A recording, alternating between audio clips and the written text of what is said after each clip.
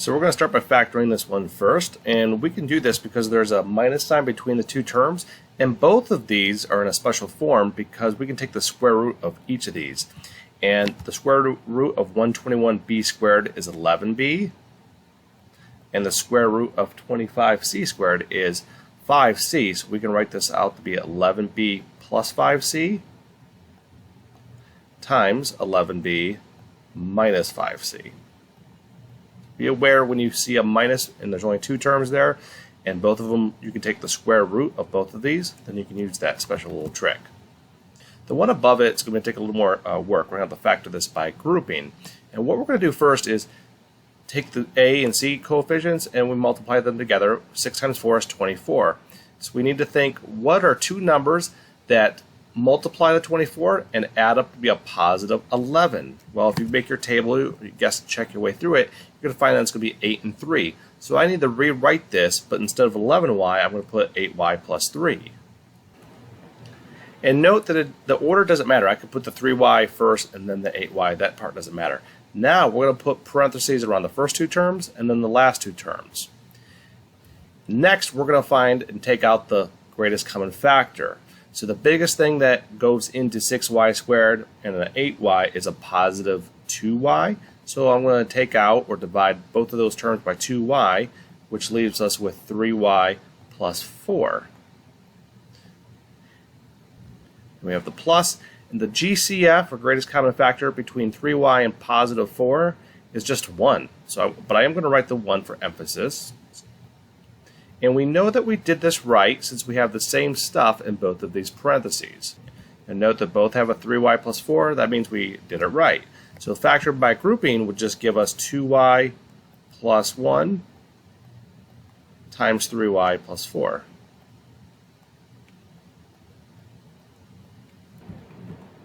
Now this last question has a lot to go on.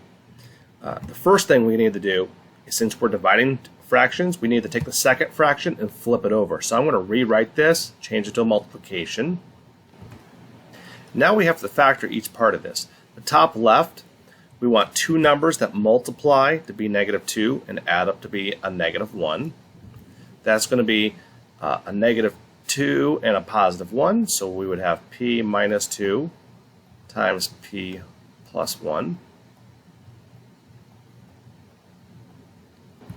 And now on the top right, we're looking for two numbers that multiply to be a negative 6 and add up to be positive 5. That's going to be a positive 6 and a negative 1. So we have p plus 6 and then times p minus 1. And for the one in the bottom right, we need two numbers that multiply to the positive 2 and add up to be a negative 3. That's going to be a p minus 2 and a p minus 1, since negative 2 times negative 1 is positive 2, and negative 2 minus 1 is negative 3. And this bottom left one is going to require factoring by grouping. So we're going to multiply the 2 and 1 together, which is 2. We need to find two numbers that multiply to 2 and add up to 3, so that's going to be 2 and 1. So I'm going to rewrite this to be 2p squared plus 2p plus 1. Hopefully I said that right. I know I'm writing it correctly. Then we got to put parentheses around this. So I'm going to put it around the first two terms and the second two terms. I'm going to take out the biggest term, the greatest common factor, out of 2p squared plus 2p. That would be 2p. So I'm going to divide both of those terms by 2p, and that's going to leave us with p, or 1p, and plus 1. And the greatest common factor of 1p plus 1 is 1. I am going to write that out.